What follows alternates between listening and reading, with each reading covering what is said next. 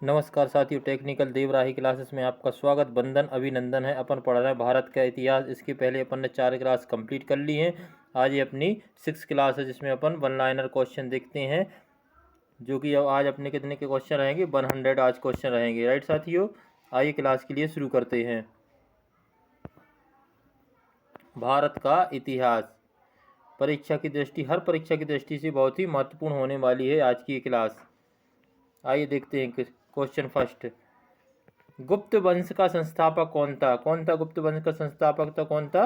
श्री गुप्त था। गुप्त किसके सामंत थे? तो कुषाण के सामंत थे। किसके सामंत थे? कुषाण के सामंत थे। गुप्त वंश के किस शासक ने सर्वप्रथम महाधिराज की उपाधि धारण की थी? किसने की थी? चंद्रगुप्त प्रथम ने। किसने की थी? चंद्रगुप्त प्रथम ने धारण की थी। गुप्त शासन के दौरान निम्नलिखित में से ऐसा व्यक्ति कौन था जो एक जो महान खगोल विज्ञान और गणितज्ञ था? तो कौन था? आर्यभट्ट था। कौन था? आर्यभट्ट था। गुप्त शासकों की सरकारी भाषा कौन थी? संस्कृत। कौन सी थी? संस्कृति। गुप्त शासकों की सरकारी भाषा कौन सी थी? संस्कृत थी। भारत का नेपोलियन किसे कहा जाता है? मोस्ट इंपोर्टेंट, भारत का नेपोलियन किसे कहा जाता है? चंद्रगुप्त के लिए कहा जाता है। समुद्रगुप्त। किसके लिए? समुद्रगुप्त के लिए कहा जाता है। गुप्त वंश का वह राजा कौन था जिसके हूण को भारत पर आक्रमण करने से रोका? कौन था? स्कंदगुप्त। कौन था? स्कंदगुप्त। गुप्त वंश किस लिए प्रसिद्ध था? किस लिए थे? कला एवं स्थापत्य के लिए प्रसिद्ध था। किसके लिए? कला एवं स्थापत्य के लिए प्रसिद्ध था। अजंता कलाकृतियां किससे संबंधित? अजंता कलाकृतियां किससे संबंधित हैं? गुप्त काल से संबंधित है। किससे संबंधित हैं? गुप्त काल से संबंधित हैं। राइट साथियों, क्वेश्चन 10।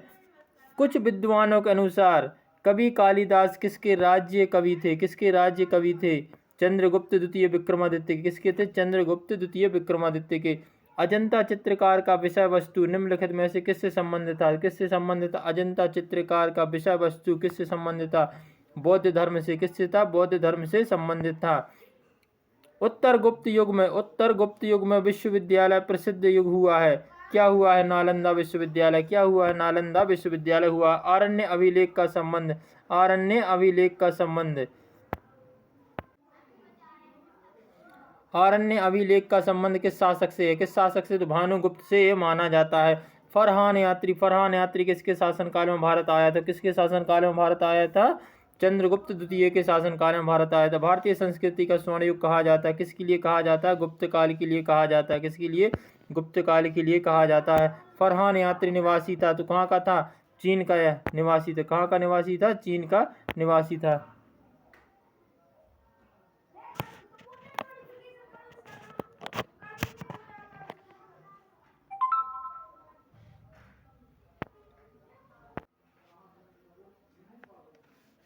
सेतु बांध रचनाकार प्रवरसेन द्वितीय वंश का संस्थापक था। तो सेतु बांध रचनाकार प्रवरसेन द्वितीय वंश का संस्थापक कौन था? बाकाटन था। कौन था? बाकाटन था।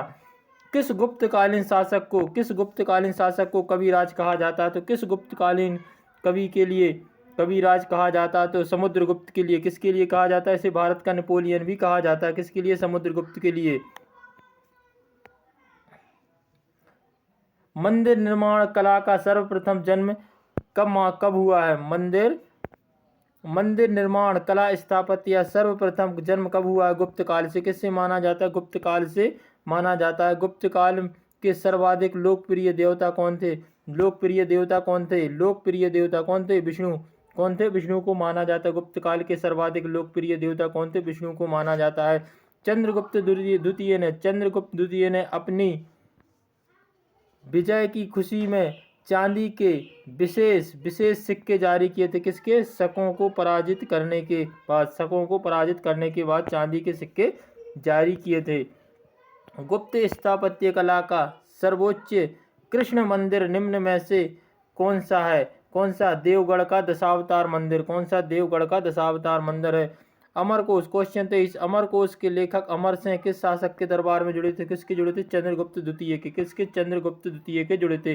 गुप्त वंश 319 से 320 से को प्रारंभ करने का श्रेय किसे माना जाता है? गुप्त वंश 319 से 320 में प्रारंभ करने किसे माना जाता है? चंद्रगुप्त प्रथम को माना जाता है। किसे माना जाता है? चंद्रगुप्त प्रथम को माना जाता है। गुप्त वंश का वास्तविक शासक कौन था? कौन था? चंद्रगुप्त द्वितीय। कौन था? चंद्रगुप्त द्वितीय था। चंद्रगुप्त द्वितीय ने गुप्त वंश का संबंध प्रारंभ करने का उपलक्ष्य किसे रखा था? अपने राज्य रोहन के स्मारक के रूप में। किसे राज्य रोहन के स्मारक के रूप में रखा था? प्रयाग प्रशस्ति। प्रयाग प्रशस्ति अभिलेख के लेखक हरिसेन किस शासक के दरबारी थे? किसके थे? समुद्रगुप्त के। किसके थे? समुद्रगुप्त के थे। सारनाथ के धार्मिक स्तूप का निर्माण किस काल में हुआ? सारनाथ के धार्मिक स्तूप का निर्माण किस काल में हुआ है? तो गुप्त काल में। किस में हुआ है? गुप्त काल में हुआ है। गुप्त काल की सोने की मुद्रा को कहा जाता है? क्या कहा जाता है? दीनार कहा जाता है। क्या कहा जाता है? दीनार कहा जाता है।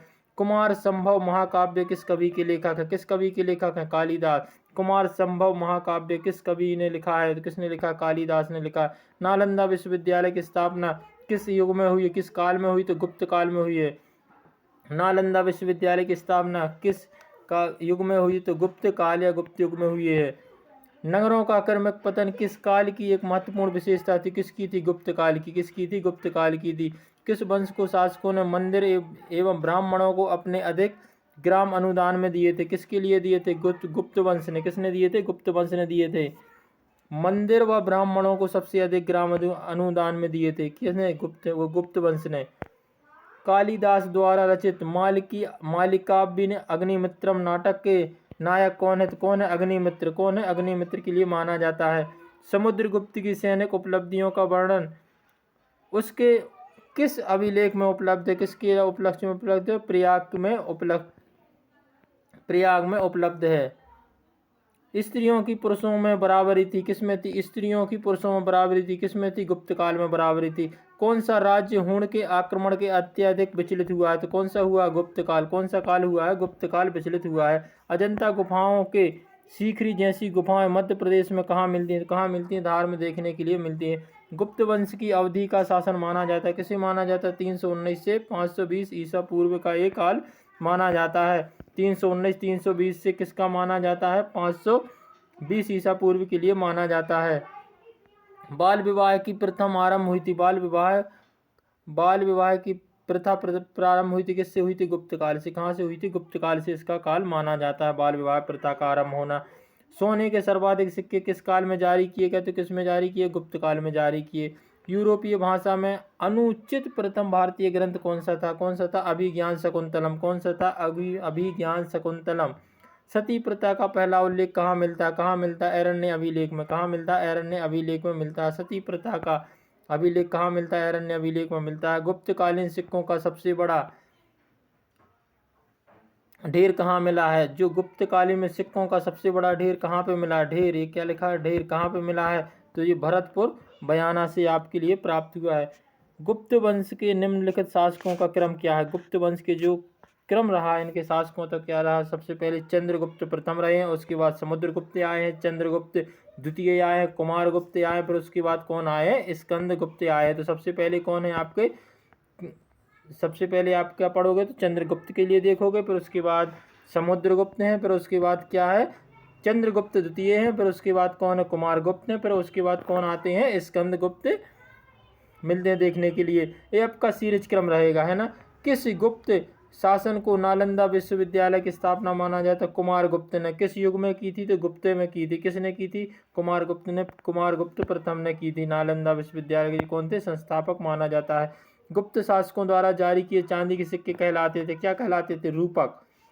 जो चांदी जैसा चमकता है वो क्या कहलाता है? रूपक। तो गुप्त शासक द्वारा जारी किए चांदी के सिक्के कहलाते थे? क्या कहलाते थे? रूपक कहलाते थे। आपकी क्लास ये 20 मिनट में 100 क्वेश्चन होने वाली साथियों। पर डे क्लास चलती है आपकी शाम को 7 बजे और 8 बजे क्या रहती है? इलेक्ट्रीशियन थ्योरी की। अपन अंडरग्राउंड केबल कल अपने कंप्लीट कर लिया था। आज अपन इसके क्वेश्चन लगाएंगे अंडरग्राउंड केबल के, है ना, भूमिगत जो केबल होती है। परीक्षा की दृष्टि से बहुत ही इंपॉर्टेंट होने वाली क्लास। चंद्रगुप्त द्वितीय काल में विद्या सागर साहित्य का महान केंद्र था। कौन था? उज्जैन। कौन सा था? उज्जैन केंद्र इसके लिए माना जाता है। वर्तमान गणित में दशमलव प्रणाली का आविष्कार श्रेय किसे माना जाता है? किसे माना जाता है? गुप्त युग के लिए माना जाता है। किस गुप्त शासक ने अपने सिक्कों पर अपने वीणा बजाते हुए आकृति अंकित की थी? किसने की थी? समुद्रगुप्त ने की थी। किसने की थी? समुद्रगुप्त ने की थी। वह प्रथम भारतीय विद्वान कौन था जिसने गणित को एक प्रथम विषय के रूप में स्थापित किया था? कौन था? आर्यभट्ट। कौन था माना जाता? आर्यभट्ट माना जाता है। गुप्तकालीन पुस्तक नवनीत क्रम का संबंध किससे है? चिकित्सा से। किससे संबंधित है? चिकित्सा से संबंधित। तांबे का सिक्का जारी करने वाला पहला गुप्त शासक कौन था? कौन था? रामगुप्त। तांबे के सिक्के जिसने किए हैं कौन माना जाता है? रामगुप्त के लिए यह माना जाता है। अब कुछ शासक देखते हैं और अभिलेख, किस शासक ने कौन सा अभिलेख बनाया है? क्वेश्चन 54 में देखते समुद्रगुप्त ने कौन सा अभिलेख बनाया? प्रयाग प्रस्ती। और 55वां क्वेश्चन देखते हैं चंद्रगुप्त द्वितीय ने क्या बनाया है? महरौली लोह स्तंभ। कौन सा बनाया है? महरौली लोह स्तंभ। क्वेश्चन 56 स्कंदगुप्त ने क्या बनाया? भीतरी स्तंभ लेख। कौन सा बनाया? भीतरी स्तंभ लेख बनाया है। बुद्धगुप्त ने कौन बनाया? पहाड़पुर ताम्र पात्र। कौन सा बनाया? पहाड़पुर ताम्र पात्र बनाया है। शासक, अभी किस शासक के लिए कौन सी उपाधि मिली है गुप्त काल में? तो चंद्रगुप्त प्रथम के लिए क्या कहा जाता है? महाधीराज। क्या कहा जाता है? महाधीराज। चंद्रगुप्त प्रथम को महाधीराज। 59वां क्वेश्चन है समुद्रगुप्त के लिए क्या कहा जाए? अश्वमेध पराक्रम। क्या कहा जाता है? अश्वमेध पराक्रम। और चंद्रगुप्त द्वितीय के लिए क्या कहा जाता है? परम भागवत। क्या कहा जाता है? चंद्रगुप्त द्वितीय के लिए परम भागवत कहा जाता है। और स्कंदगुप्त के लिए क्या कहा जाता है? सक्रोपम। क्या कहा जाता है? सक्रोपम कहा जाता है स्कंदगुप्त के लिए। तो कैसे याद रखोगे? चंद्रगुप्त के लिए क्या है? महाधीराज है जी। क्या है? राजा थे चंद्रगुप्त प्रथम। और समुद्र कौन थे? भारत का नेपोलियन, जिसे क्या कहा जाए? भारत में अश्वमेध यज्ञ वगैरह ज्यादा हुए हैं तो क्या बोलोगे? अश्वमेध पराक्रम। चंद्रगुप्त द्वितीय के लिए क्या बोले? प्रथम के लिए महाधीराज। और जब द्वितीय की बारी आती है तो उससे भी पराक्रम था तो परम भागवत। इसके लिए क्या था? परम भागवत। स्कंदगुप्त कहाँ पे मिलेगा आपके लिए? सक्रोपम में मिलेगा। इस प्रकार से आप याद रख सकते। हर्षचरित किसके द्वारा लिखी गई? तो बाणभट्ट के द्वारा। कौन थे हर्षचरित के लेखक? कौन थे? बाणभट्ट थे। हर्षवर्धन के समय में कौन सा चीनी यात्री भारत आया था? कौन आया था? हेन त्सांग आया था। कौन आया था? हेन त्सांग भारत आया था। चालुक्य राजा पुलकेशियन द्वितीय को किसने पराजित किया था? किसने किया था? नरसिंह वर्मन प्रथम ने। किसने किया? चालुक्य जो पुलकेशियन द्वितीय था उसने किसने पराजित किया था? तो नरसिंह वर्मन ने इसीलिए पराजित किया था। किस व्यक्ति को द्वितीय अशोक कहा जाता? तो हर्षवर्धन के लिए द्वितीय अशोक कहा जाता। बाणभट्ट किस सम्राट का दरबारी कवि था? हर्षवर्धन का। बाणभट्ट किसका था? हर्षवर्धन का कवि था। बाणभट्ट की हर्षवर्धन पर लेख किसने लिखा? तो बाणभट्ट ने लिखा है, हर्षचरित के लेखक। सम्राट हर्ष ने अपनी राजधानी थानेश्वर से कहाँ स्थानांतरित की?